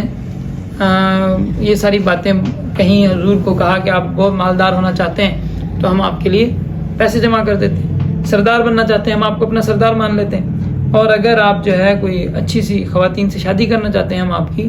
جو خوبصورت خواتین ہیں ان کے ساتھ شادی کروا دیتے ہیں. تو آپ نے جب وہ چپ ہوا تو آپ نے سورہ حامیم پڑھنا شروع کی. حامیم تنزیل من الرحمن الرحیم کتاب فصلت آیاتہ قرآن عربی لقوم یعلمون. اور فاما عاد فاستکبروا فی الارض تک پہنچے تو اس نے ہاتھ کر کے منع کر دیا, آپ کو روکا اور اس کی حالت بدل گئی. تو وہاں سے وہ آیا تو جو ہے اس کے اوپر ہی جو ہے وہ اثر کر گیا اور وہ اس نے کہا وہ جان گیا, اس نے کہا نہ یہ شعر ہے نہ جادو ہے. تو ایمان کا اس کے اوپر اثر ہوا. تو جب یہ واپس آیا تو ابو جہل نے دور سے دیکھ کے پہچان لیا کہ اس کے اوپر حضور صلی اللہ علیہ وسلم کی باتوں کا اثر ہو گیا. تو اس نے جو ہے طنزیہ جملہ کہا اور اس نے کہا کہ مجھے لگ رہا ہے کہ محمد کا جادو تیرے اوپر اثر کر گیا اور تجھے جو ہے اس نے جو اس کی لالچ میں آ گیا, اس کی جنت کے چکروں میں پڑ گیا ہے تو بھی, تو تیرے لیے چندہ بندہ کر کے ہم کر دیتے ہیں, تو اس کی سائڈ میں نہیں ہو, ہم تیرے لیے چندہ بندہ کر دیتے ہیں. تو اس نے اسے جوش دلایا, غصہ دلایا. تو اس نے کہا کہ نہیں میں جو ہے وہ تمہارے ساتھ ہوں, اور اپنی دوستی کی وجہ سے اس نے آپ صلی اللہ علیہ وسلم کا رستہ اختیار کرنے سے انکار کر دیا. تو اس پہ یہ آیات مبارکہ میں ارشاد ہے کہ قیامت والے دن اس دن وہ کہے گا کہ کاش میں نے فلاں کو دوست نہ بنایا, یا ویلتا لیتنی لم اتخذ فلانا خلیلا, کاش کہ میں نے فلاں کو دوست نہ بنایا ہوتا, اس نے مجھے گمراہ کر دیا حالانکہ میرے پاس ہدایت آ گئی تھی. تو یہ اس کا یہاں پہ ذکر ہے. اور اس کے بعد حضرت موسیٰ علیہ السلام کا ذکر ہے کہ حضرت موسیٰ علیہ السلام کو اللہ نے کتاب دی اور ان کے ساتھ ہارون کو ان کے بھائی کو ان کا وزیر بنایا. اور اپنی قدرت کا ذکر ہے, قدرت کی نشانیاں ہیں اللہ سبحانہ و تعالیٰ کی کہ وہ اس میں اس سے پہلے ذکر ہے ارائیت من اتخذ الہہ ہوا, کیا آپ سمجھتے ہیں جس نے اپنا خدا اپنی خواہش کو بنا رکھا ہے, افانت تکون علیہ وکیلا, کیا آپ اس کے نگہبان ہو سکتے ہیں. ام تحسب ان اکثرهم یسمعون و یعقلون, آپ کیا سمجھتے ہیں کہ اکثر لوگ سنتے یا سمجھتے ہیں, اکثر جانوروں کی طرح ہیں اور اس سے بھی برے ہیں. اور اللہ نے کس طرح الم تر الی ربک کیف مد الظل, کیا آپ نے دیکھا نہیں کیسے اللہ نے سائے کو لمبا کیا ہے, اگر چاہتے تو وہ روک دیتے اور دیکھو سورج کو سائے کے لیے دلیل بنایا ہے، اور پھر کس طرح اللہ سبحانہ وتعالیٰ اس کو بڑھاتے گھٹاتے ہیں، اور رشتوں کا ذکر ہے کہ جس طرح اللہ نے نسبی رشتہ بنایا ہے اسی طرح سسرالی رشتہ بنایا ہے، اور جس طرح جو نسب کی وجہ سے جس طرح رشتہ دار بنتے ہیں اسی طرح سسرال کی وجہ سے بھی رشتہ دار بنتے ہیں۔ اور آپ صلی اللہ علیہ وسلم کا ذکر ہے کہ ہم نے آپ کو خوشخبریاں دینے والا، ڈر سنانے والا بنا کے بھیجا ہے۔ اور یہاں پہ عباد الرحمن کی کچھ صفات بتائی گئی ہیں کہ عباد الرحمن وہ لوگ ہیں جو زمین پر عاجزی سے چلتے ہیں، جاہل لوگ مخاطب کرتے ہیں تو وہ سلام کہتے ہیں ان کو، اور ان کی رات جو ہے سجدے اور قیام میں گزرتی ہے، اور جو اللہ سے دعا مانگتے ہیں کہ اللہ ہمیں جہنم کے عذاب سے بچا لے، اور جب وہ خرچ کرتے ہیں تو اسراف بھی نہیں کرتے اور بخل بھی نہیں کرتے، اور درمیان کا راہ چلتے ہیں، اور اللہ کے ساتھ کسی کو شریک نہیں کرتے، قتل ناحق نہیں کرتے، اور جو ہے جھوٹی گواہی نہیں دیتے، لغو پر بڑی کرامت کے ساتھ گزر جاتے ہیں، اور جب انہیں کوئی اللہ کی بات سے بھی نصیحت کرتا ہے تو وہ اس پہ گونگے بہرے ہو کے نہیں گرتے، بلکہ اس کو سوچ سمجھتے ہیں، اس کو بات کو سمجھنے کی کوشش کرتے ہیں، اور وہ اللہ سے یہ دعا مانگتے ہیں ربنا ھب لنا من ازواجنا وذریاتنا قرۃ اعین، کہ یا اللہ ہمیں ہماری بیویوں میں سے، بچوں میں سے ہماری آنکھوں کی ٹھنڈک عطا فرما اور ہمیں متقیوں کا امام بنا۔ یہی وہ لوگ ہیں جن کے لیے اللہ نے اسپیشل بالا خانے تیار کر رکھے ہیں ان کے صبر کے سبب، اور جس میں انہیں دعا اور سلام ہوگی، ہمیشہ اس میں رہیں گے۔ یہ سورہ فرقان مکمل ہو گئی،